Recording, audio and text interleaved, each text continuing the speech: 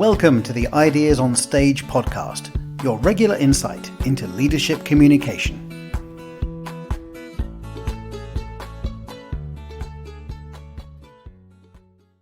Hi, Yulia. Welcome to the show. Hi, thank you. Thank you for having me. Super excited to be here and talk about the future of presenting. Exactly. That's what we will be talking about, the future of presenting, the role of technology in presentations and communication in general, which is your area of expertise. But before we get there, I was doing some stalking or just something in preparation for this conversation on your profile. And if I remember well, please correct me, I saw something which has nothing to do with our conversation today, but I found it interesting. Is it true that you are a brown belt in karate? It is true. I am a brown belt with stripe. I know there's like different levels of belts depending on where you go and all this. So I did it pretty extensively in college. I worked my way up, in the club, did it pretty consistently, even during the summers. So I served as vice president of the club, and it was a great time and a great workout. Although Interesting. I will say that it was pretty theoretical. Like, I know the moves very well, but if you just surprise me on the street, I can't guarantee that I will be. Okay, I found that interesting. Yeah. I found that interesting. And now back to the future of presenting. Yulia, so if you think about this space, the future of presentations, communication, the role of technology when it comes to presenting and communicating our ideas, why is this important? What can you help me and our listeners today understand why we should care about this? Sure. Yeah. So one of the main elements that we work through with our clients is, you have to, even things that are coming your way, not today, but in the future, in like maybe 3 to 5 years, you have to stay on top of those, because so many companies, we see this in kind of the company graveyard, that includes companies like Blockbuster or BlackBerry, that were at the very top of their game for a long time, but then they didn't quite adapt to new technologies, new competitors coming in, and are now pretty much mere shadows of themselves. I was watching a documentary about kind of the last Blockbuster that's left in Oregon, and people come from all over the world to kind of get that nostalgia.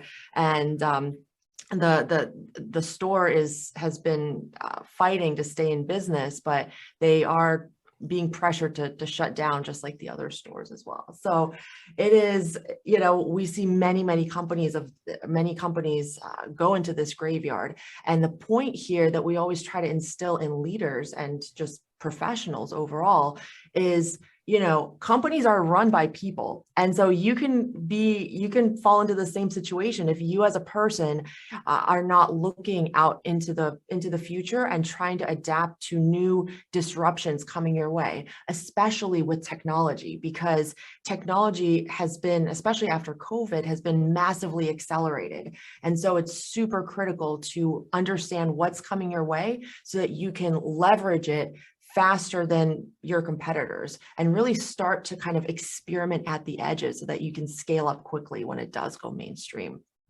I didn't know that there was still an actual Blockbuster shop, like location. It's still there, maybe one, yeah? Okay. Yeah, I mean, ironically, I think it was on Netflix that I saw a documentary about it. So, which is kind of ironic or maybe fitting. Yeah. But it is a thing that it's out there, and BlackBerry had a sort of a similar situation in that, they saw the iPhone coming and they said, the keyboard is hard to use. We're at the top of our game, and this is actually there's articles, there's cases written about this where they interviewed executives, and that's what they told them. And, of course, we know what happened with the iPhone. It just blew past all expectations. And now, it is one of the dominant models that everyone uses. And so it is, it's very important to kind of not discount things when they come your way. Yeah, and that's great. We're going to go deeper on these parallel between the company graveyard and even for business professionals, for business leaders, we need to be aware of what's coming next. But before we do that, I wanted to check something with you, because what we did a couple of years ago, Yulia, we did the usual. We did a kind in our company at Ideas on Stage, we did a kind of fake product launch it was an April's Fool Day thing. And I want to tell you exactly what we did, what the launch was, because we think it was a bit futuristic. And tell me what you think. Tell me whether or not this is something that maybe one day could happen. Okay, so I'm going to read you quickly the press release for the product launch. Okay, we called it the performance body, and the idea was, let me give you some context. The idea was that we have so many clients who tell us, whether they are serious about it or not, I don't know, but they tell us, I wish that you could give the presentation for me on my behalf. But of course, it's not possible, because they need to be seen by their clients, by their audiences, being there on stage, whether it's face-to-face or online. But they've got this secret wish that somebody else can do the presentation for them. So here is what we launched. We said, we see many leaders who wish somebody else could deliver their presentations for them, but who know they have to be seen to be delivering the messages themselves. This is why Ideas on Stage is proud and excited to launch a revolutionary solution, the Performance Buddy. The Performance Buddy is a neural engineered, brain-connected Wi-Fi device which will allow the coach to take control of your body and voice and present for you. It couldn't be simpler. All you need to do is to attach our amazing Performance Buddy to the back of your head and a relay emitter to your shirt lapel. Then one of our professional presenters standing out of sight of the audience will take over, walk your body on stage, and lend their expertise to articulate, gesticulate, and speak convincingly with your hands, body, and voice. In short, one of our coaches will do the presentation for you. So that was our press release. What do you think, Yulia? Is that something that maybe one day will happen? So that I absolutely love, if it was you, whoever thought about that, because that just combines so many different trends together. And I think in the future, that is where the industry is going. And I will say that it sounds like this was kind of a real life situation where you put it on the back of your real body. But we are actually very close to being able to do exactly what you're saying in the virtual world, because what we need essentially for that is an embodiment of the person. So you don't have to use obviously your real body, but have some sort of avatar that represents who you are. And then of course, once you have the avatar, pretty much anyone could kind of put on that avatar suit and deliver the presentation. And of course, there's voice changers now where, all you really need is a voice changer. And then, and the way you would get the voice changer would be to get a lot of data, a lot of sound bites of the person speaking to create a whole voice library of the person. And then from there, pretty much anybody can put on the suit and even speak with the same voice. And then with enough data with the person's avatar moving, you could even recreate some of the gestures so that the person looks and sounds even more authentic. It actually reminds me, this is going off on a bit of a tangent, but there is a company called Somnium Space that is creating a new feature called Live Forever Mode. And Somnium Space, it's a virtual reality metaverse platform, or you don't have to have a VR headset, but you enter this world. And if you opt in, that's very important, only if you opt in, they will collect pretty much all of your data, everything from where you're looking to how you sound, to your gestures, to your preferences, pretty much anything. And what they do is that they create a digital twin of your avatar in the platform. And originally, the reason it's called Live Forever mode is, this avatar, this digital being, this AI-powered digital being can actually live past you and leave a legacy after you pass on. And your family can come back and interact with that digital twin of you and really have a memorial that is much different than kind of the way that we do it today. And so that's one application, of course, but you can imagine, you can kind of program that to be able to deliver presentations for you, because if that already has the voice capabilities, the gestures, you just input the script and the thing can deliver a presentation in the future. And of course, plug that into a coach. You could be wearing a suit and you could do the gestures, you can do everything. So that's just kind of a glimmer of what's to come in the future. And I mean, we're not going to know what is real and what is fake, for better or worse, in the future. And that's so interesting, because something that we launched just 2 or 3 years ago, and at the time, of course, from our perspective, not from the perspective of somebody like you, who is an expert on all things future oriented, but from our perspective, it was something that was like out of the world. No, it's not possible. But then in preparation for this conversation, I said, let me ask her, let's see, because maybe not exactly in the same context, but as you said, there is something even today that can get us closer to that kind of scenario, which is interesting. Now, Yulia, because you already talked about virtual reality, the metaverse, so I've got a few questions on that.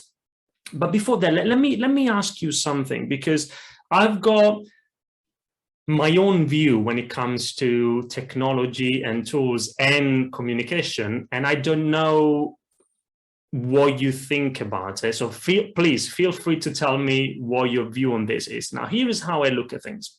I think, as a presentation coach, I think that technology and tools don't make a difference. That's what I think. I think that somebody can communicate effectively, anybody can create and deliver a fantastic presentation or a bad presentation, regardless of the tool, regardless of technology. And the reason why I'm saying this is because I think that what really matters is the approach, and what really matters are the fundamental principles of communication, the fundamental principles of storytelling, for example. And those principles, in my view, have very little to do or nothing to do with technology. They go back to thousands of years ago. Now, that's how I look at things. But we are here talking about the future of presentations. We're here talking about the role of technology. And by the way, of course, I accept the fact that, as you said earlier, with COVID and everything, now technology has become much more important. But tell us what you think. What are your thoughts? Sure. So I'll kind of break it down into two parts. One is for coaches and one is for the presenters themselves.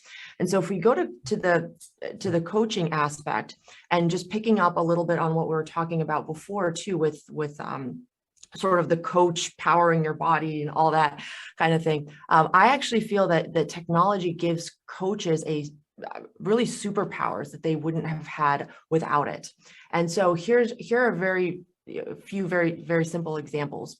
Right now we have apps that are able to kind of, like, if you think about all of the elements that you do as coaches, there's kind of like the basics, how many filler words do you say, kind of catching those things. And then there's the higher level elements like the storyline and, kind of really making sure that the message flows and speaks to the audience.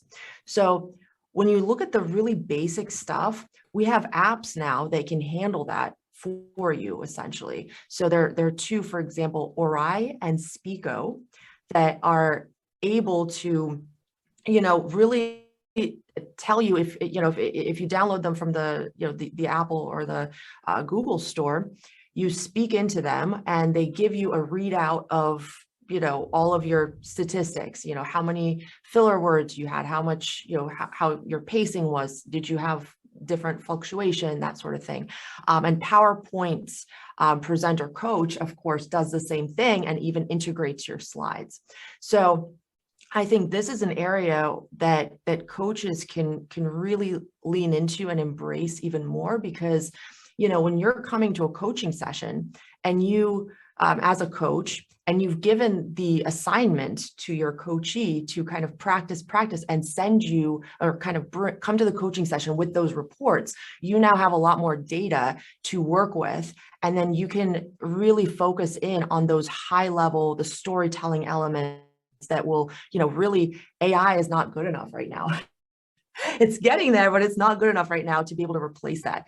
So for coaches, I see technology as really being able to supplement and augment and extend their abilities if they're aware of those, what those apps are, and B, know how to use them and introduce their clients to them. And by the way, speaking of virtual reality, there's another app called Virtual Speech that actually captures your gestures, and you have a headset on, so you feel like you're in the boardroom or in the TED hall speaking to your audience. So there's a lot of like reps and kind of shots on goal that you could have your coachee do without you, that then again allows you to focus on those higher level elements. So that's on the coaching side. On the coachee side, it's or on the presenter side, it's really important to, as you're giving a presentation, to be aware of, to have a full toolkit, to have a full repertoire of digital tools that you're able to work with.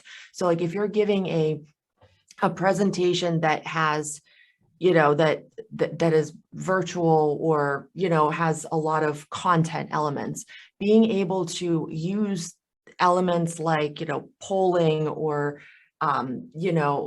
apps like Miro or Mural that are whiteboarding tools, create that kind of workshop experience versus a lecture presentation that extend your superpowers as a presenter. And as we're seeing more and more presentations and experiences given in virtual spaces like AltSpace VR, for example, being able to present not just on a real kind of a physical stage, but on a virtual stage in a VR headset, that is a capability that presenters will need to have in the future. So it kind of goes both ways, that it helps supplement and augment your capabilities wherever you fall in that presentation space.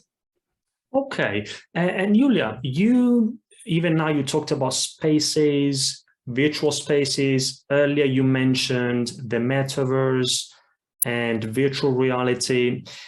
Now, what are some of the key trends? Again, if you think about the future of communication and presenting, and by the way, we use the word presentation a lot, but it could be any context where we communicate something. It could be in a meeting, an internal meeting, an external meeting with partners or potential clients. What are some of the key trends that you see? Sure. So let me kind of define what I mean by metaverse and virtual spaces first, and then I can give you 3 use cases in particular that I think are applicable in the quote unquote presentation space. So when I talk about metaverse or 3D platforms, I'm talking about any space that is shared where people can kind of move around as avatars. So if you think of The Sims or Second Life was a kind of an early version of this. Now you have even gaming spaces or gaming worlds like Fortnite or Roblox. Pretty much anytime you're moving around in a virtual space with other beings or other people that are in avatar form, that is a metaverse platform or a 3D space.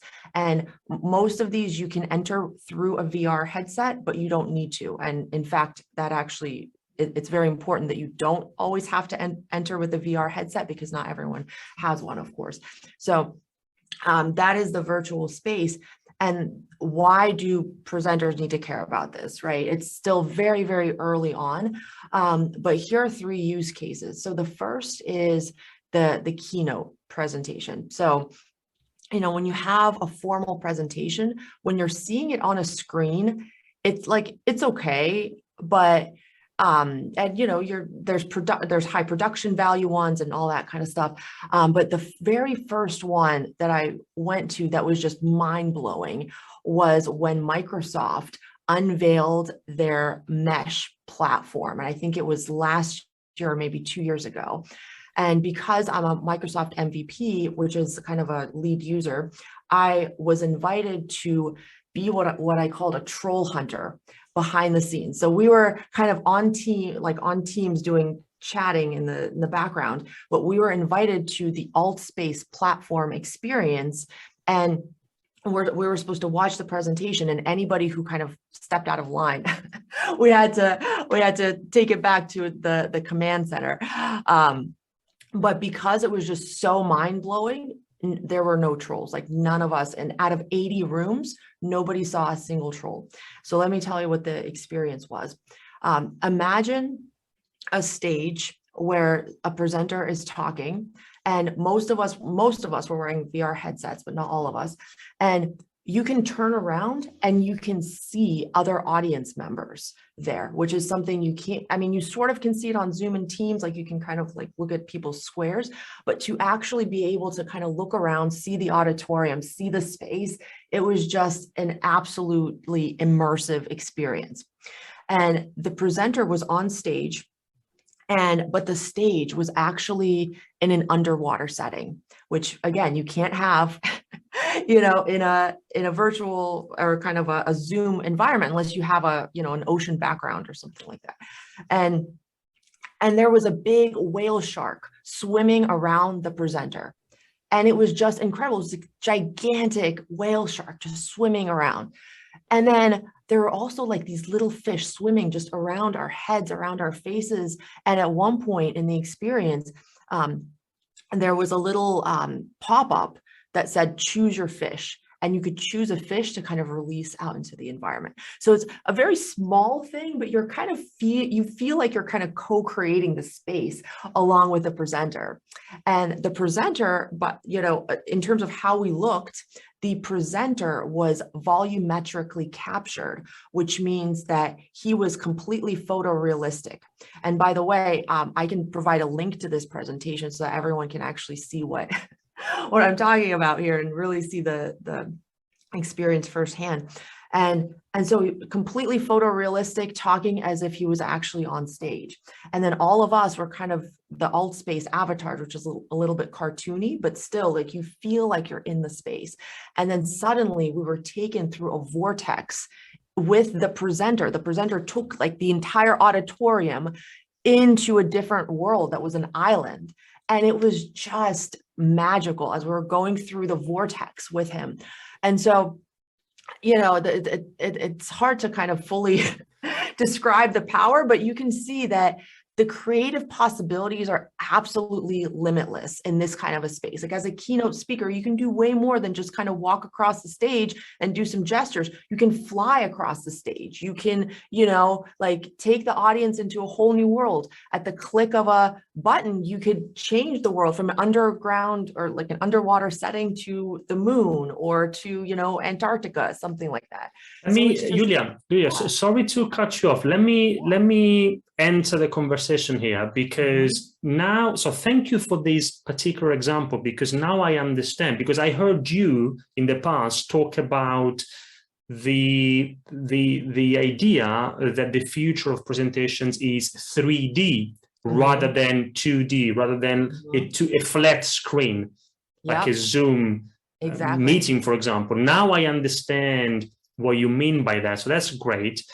I just see one, and I love it, but I see one potential risk, and I would love to hear your thoughts here. And the risk is, and the same, it goes back to the tool versus the approach. The risk is that then we start using so many, and we start creating so many things as part of the 3D experience that maybe are very cool, but the very important question for me is, do those experiences, like the fishes, the fish going, like, or you going to the moon, for example, does that add value, and does that contribute to the story you want to tell as a presenter? And I'm not asking the question because I think the answer is no. Sometimes it is yes, sometimes it's no. But I see the same if we want to draw a parallel. If you think about animations in PowerPoint, for example. Now, I'm not against animations. Animations can be very powerful, very useful for the presenter if they are connected in somehow to the message you want to get across. So animations, and the same applies to what we're talking about here, are great, but not just because they are cool. They are great if they add value to your story. Do you see the risk? What are your thoughts? Yeah, I mean, I think the risks are, just pretty much the same, right, as in a 2D environment. And absolutely, there is, once people get, better at, the skills to be able to create these kinds of experiences, they become more prominent across the population. We'll probably see the equivalent of kind of clip art kind of put here and there and all this. So absolutely there is a risk. The fish example, I will say that was not fully connected because he wasn't talking about the ocean, but because it was so new and it was demonstrating the capabilities of the platform that they were talking about, it kind of just showed those possibilities. One of the best examples that I've seen in terms of like really using the environment as part of the presentation is, I was at an event early on during the pandemic, and somebody was talking about the COVID molecule. And the person actually had a 3D model of the molecule. And of course, like you could show it in 2D on the screen, but the person actually kind of whipped it out of his pocket, and it was a gigantic 3D model. And he actually like walked out from inside of it. And he invited everybody else to come in and actually see the inside of this molecule. And especially presentations for school, or, universities are starting to use presentations like this. You're seeing it, like there was actually a high school that started in Florida that's VR first, where they're doing all VR courses. And so the possibilities are just endless for education in particular. And if I think increasingly as business leaders and other professionals in different industries kind of start to figure out how to tie those to their own message, I think that's it. It's going to be the perfect situation. Good combination. Yeah. Good combination. Until then, it's going to be pretty. We'll see a lot of bad stuff on the way for sure. You're right. You made me think about. You're right. Even in a 2D, in a two-dimensional world, then if like anything, technology or the tools, if used properly, I agree, they can be super useful in amplifying whatever it is that we want to amplify. In this case, like a story, a message, a content. If we don't use them properly, then they could even work as a barrier. But you're right, this happens in a 3D futuristic world and in a traditional two-dimensional world as well. Now, you use the word metaverse, earlier. So, for example, the two use cases, the two examples that you gave us now, are these examples that illustrate the metaverse, or is the metaverse something else? Because everybody's talking about it. Please help me understand what that is, and also how does that apply to the context of either giving a presentation or communicating something, attending a meeting, if there is a connection.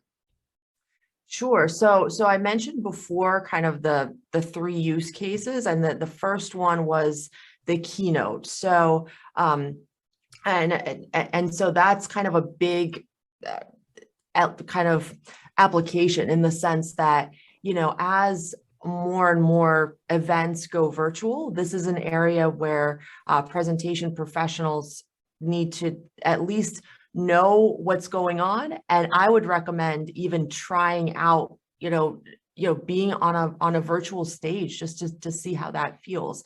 And we can talk about kind of how to get started in a little bit. But that's one big use case. The other one, and this is when I talk with design professionals about in particular, is, a very simple way to use a metaverse platform, as I say, is a gallery. So I'm sure you've seen those like 3D walkthroughs. It's almost like, Google Images, or Google Street View, right? Where you're kind of walking through a space. Now there's platforms where you can walk around through a virtual museum, and you can create that museum yourself. So like with a click of a few buttons, boom, you're actually populating your own portfolio, on the walls. If you have a design portfolio, or you could put, pictures of your kids, or, whatever it is. So I actually right now just recently, I've been using it with a client for, they want to create a place where people can go and read some topics on a particular subject matter. So we created this space where they can go and they enter the space, and there's like resources on the walls, and you can click, and it's like it's almost like a 3D website in some ways, and I saw one of those examples on your YouTube channel. PowerPoint Spice, right? Yes, exactly. That's a use case that I always say it's the simplest one to do. Enter this space. That tutorial in particular is on Frame, which is, we'll put that in the links section, but it's one of the easiest platforms to use. And I always say it's the same thing as building a PowerPoint slide. Like you literally, you drag and drop things. Here's a wall here. Let's put this thing here. Here's another wall. Boom, put this thing here. And then there's your 3D website. It's one click entering. So you just send that website to anyone you want, and they enter and they experience you in a much different way than if you just send them, static images. You can add music, 3D models, etc. So that's kind of the second use case, is the gallery.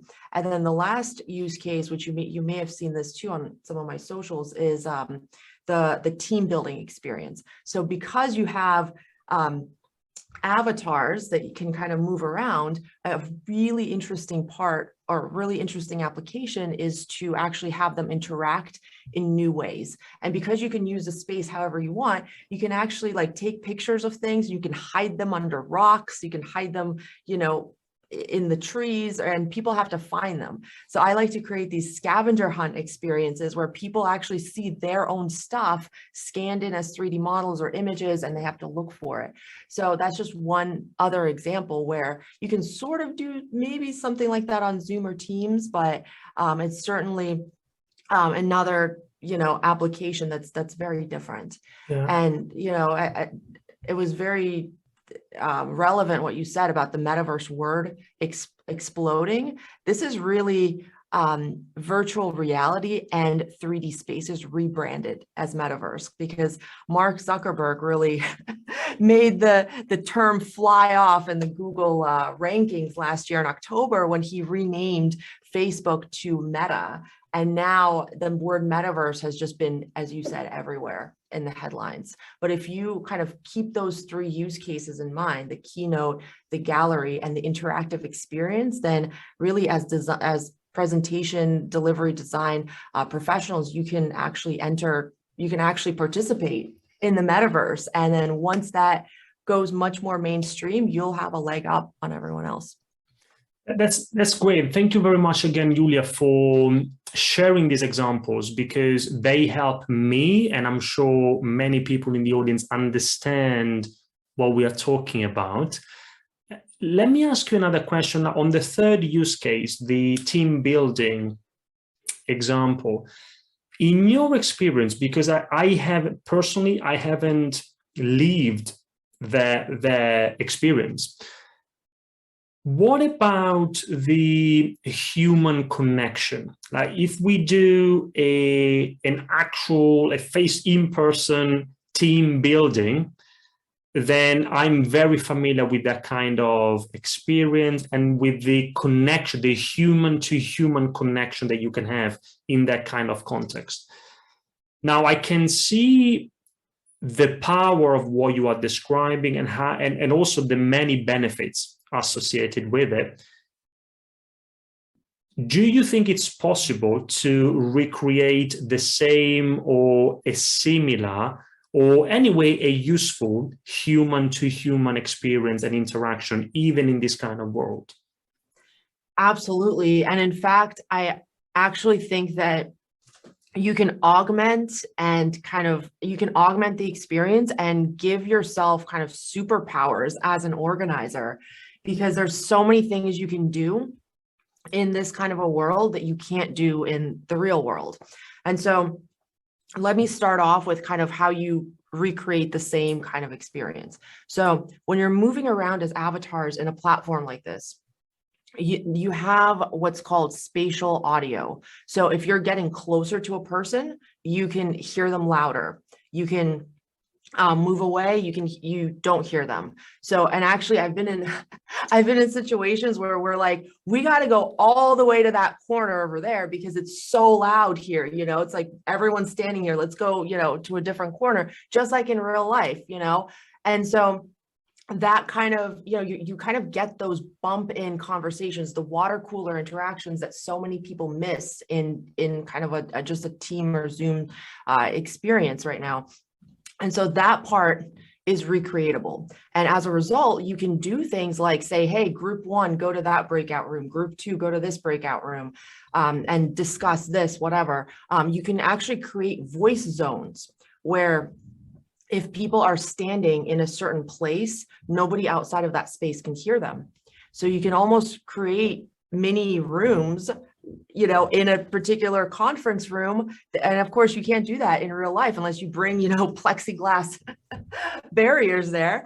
And guess what? At the click of a button, you can have people get like sucked back into the middle. So you don't have to do one of those things where you're walking around, hey, come back, it's time to come back. You just click a button and boom, just like in Zoom or Teams, you get just sucked back into the experience. So at the most fundamental level, you can recreate that experience. You can hang, like whiteboards in the rooms and have them discuss, etc. Now, the things that you can do extra is you can have participants fly around. You can pop up a basketball game. You can pop up snowballs. If you want to have like a more fun experience, you can have just randomly you can pop open a 3D model, gigantic thing, pretty much anything, because the entire space is just a bunch of pixels or voxels, right? So you're just playing around digitally with the space you have. Yeah, and here, Yulia, is another question that I know, it's not a question, it's an observation that I know you hear often, because it's also at the core of your TEDx talk.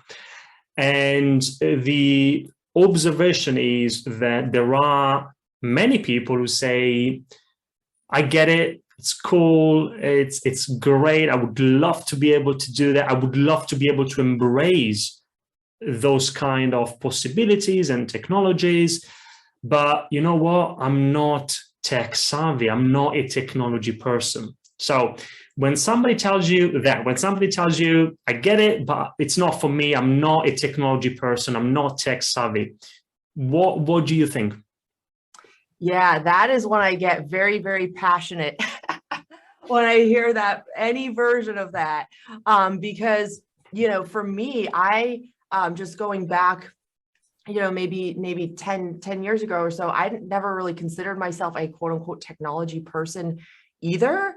But actually for me, starting to play around with, ironically, PowerPoint animations, just like starting with the really silly ones that nobody likes and just zooming and all that stuff, I realized, wow, like there's actually really interesting stuff that you can create. And, just by following tutorials, following, various videos, et cetera, and then mixing and matching all of that. And so whenever somebody tells me that, I say, absolutely not. And let's take a look at how far you've come just with being able to use your smartphone, like typing on a phone with no keys. I mean, that was huge. Like, I remember I was like, oh, how am I ever going to do this? Just the example I give in my talk is even driving. It's like a lot of things you have to think about. So it's not necessarily like a tech, you don't really think of it as being tech savvy, but it's all about learning. And learning is really at the core of this ability to stay agile and adapt to really whatever comes your way next. And so if you've ever learned really anything that was hard, or that was even medium hard, you can start step by step into these worlds. And it's literally like PowerPoint, where it's like, it's click, it's drag, it's the same process. You're just using a different kind of a platform for it. Yeah, I think, and it's reassuring to hear that it's, in most cases, or in some cases, just drag and drop, because I think there is the assumption for most people that we are talking about, because what we see is completely new and futuristic. We assume that for us to be able to do that, it takes very complex knowledge and skills. And talking about skills, that for somebody who would like to get started, for somebody who would like to start embracing those possibilities a bit more, do you have any tips or suggestions for them? Absolutely. So check out framevr.io. And this is the platform called Frame. And it is, to me, it's one of the best entry, kind of like gateway or entry level experiences, because it's just so easy to use. You don't have to download anything. You don't even have to get a paid account. It's completely free. You get in there and you use your mouse keys. You don't even need a VR headset. You just use your sorry, not your mouse keys, your arrow keys on the keyboard to move around, and you use your mouse to kind of look up and down. And so get in there, start exploring, and then say, create your own frame. Choose a template, just like you would a PowerPoint template. You choose a world. Do you want to go to a beach? Do you want to go to a university hall? Even my 7-year-old is doing this, very, very not too complicated. And so you click on that and then start exploring, walk around, pop a couple images on the walls and see how easy it is. Send the link to one of your friends and then join them there and, start exploring. It's really all about kind of that test, learn, experiment, fall on your face, get up, work through the issues kind of mentality to, but you open up a whole new toolkit for yourself as a presenter, as a professional, and really you're kind of future-proofing yourself from all of these disruptions coming your way. Yeah. And just checking, are there, because you gave us one specific tool or technology that people might explore if they want to get started. Is there anything else? Any other? It could be a technology, a tool, it could be a company that you think we should be watching out for if we want to be ready for the future of communication? Sure. Yeah. I mean, there's so many, but I would say definitely look at what Microsoft is doing with AltSpace.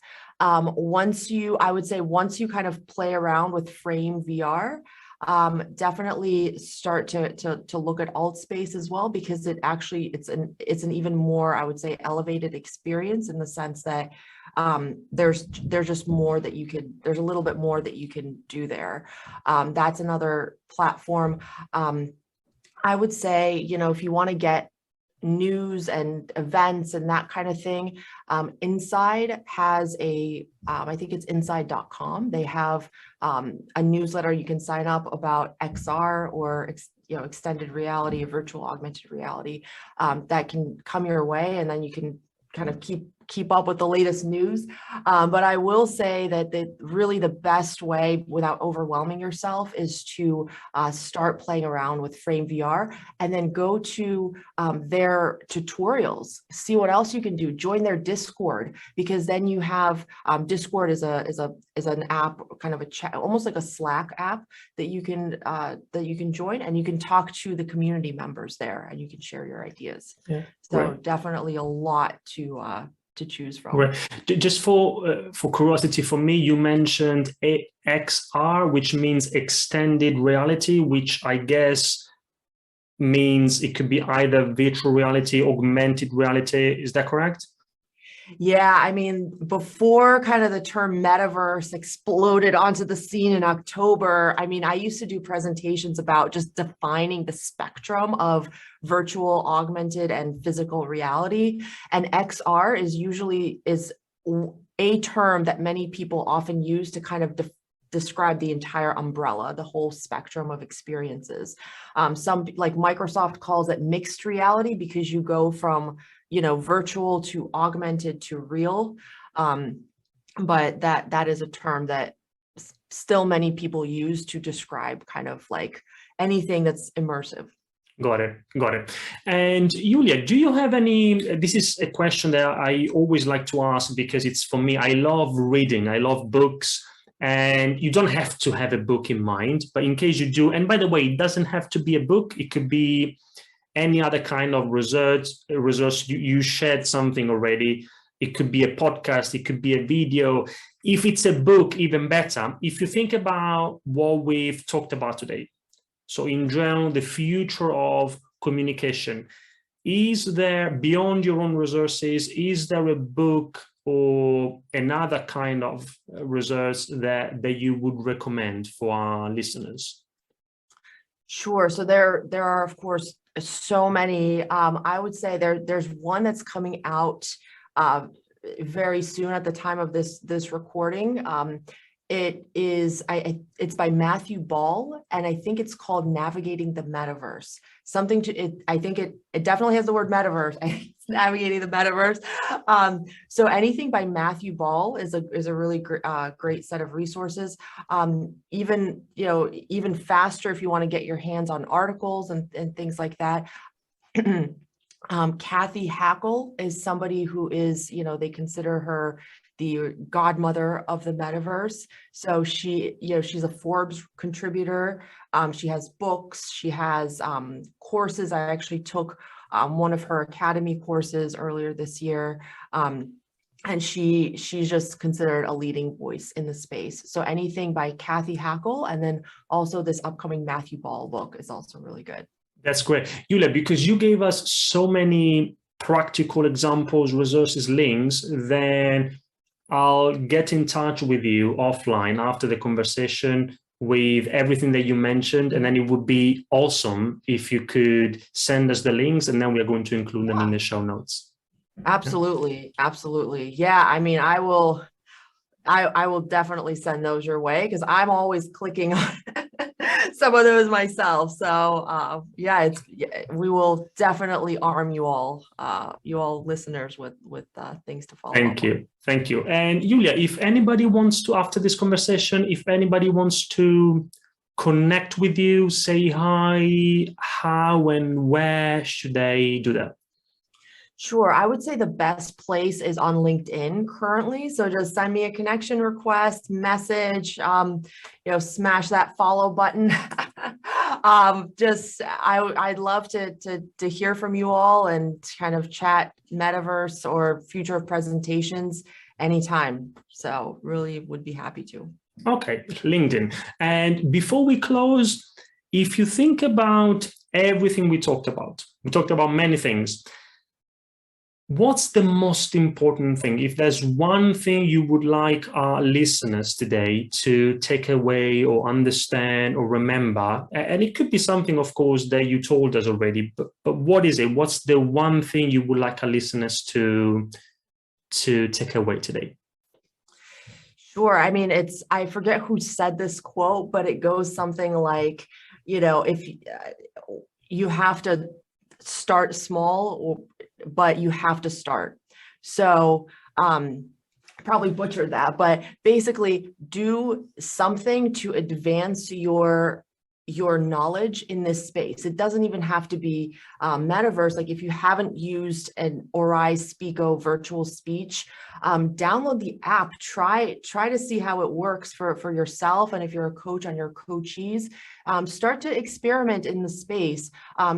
Try Frame if you haven't, if you are able to, and have an interest in the space, but just try something, do something, even if it's small, because if you just are kind of looking at the disruption coming your way, you could end up, individually like the blockbusters of the world. And of course we don't want that. Nobody wants that. We don't want that. And that's great. I love it. Start small, but start. I love it. And is there anything else before we close? Any final messages? Any asks that you have for our audience? Any questions that you would have loved for me to ask and I haven't done it? Anything at all you'd like to share before we close?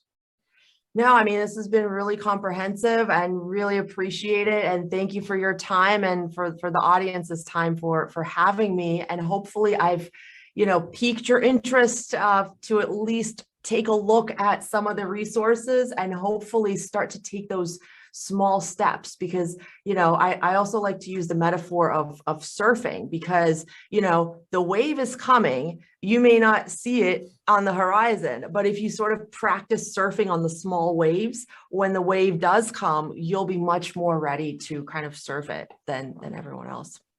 I love the analogy. Thank you very much, Yulia. Thank you for your time. I really appreciate it. Thank you for sharing your insights with us. All the very best. And let's keep in touch. Sounds great. Well, thank you so much again, and take care, everyone. If you enjoyed this episode of the Ideas on Stage podcast, there are many more you might like, so please subscribe, leave us a review, and tell us what you think. You can find many more ideas on business communication at ideasonstage.com, or by searching for Ideas on Stage on iTunes, YouTube, or wherever you get your podcasts. Thanks for listening, and goodbye for now.